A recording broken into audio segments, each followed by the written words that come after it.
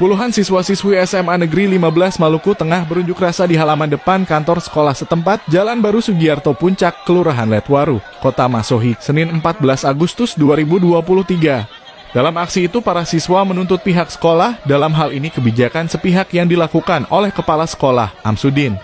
Ada 3 poin tuntutan kami. Yang pertama, kami menolak Wakasek baru dan Ketua Gudep Pramuka dan Pembina OSIS, kata salah satu pengurus OSIS, Taslim Juliansyah, usai unjuk rasa.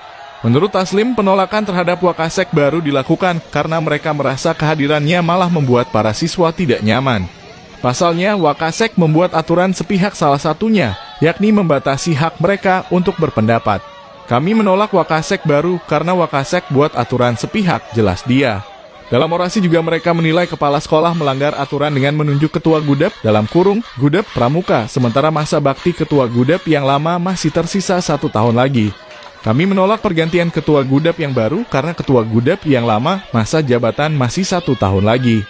Ini keputusan yang melanggar aturan, harusnya keputusan itu lewat musyawarah gugus depan dalam kurung Mugus, jelas dia.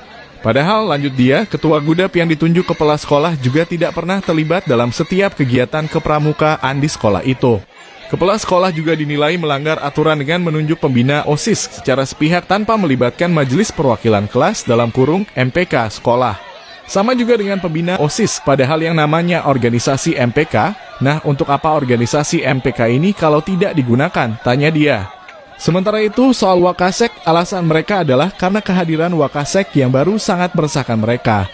Pasalnya, Wakasek dinilai membuat aturan sepihak dan sangat meresahkan mereka hingga merasa terganggu saat proses belajar mengajar tengah berlangsung.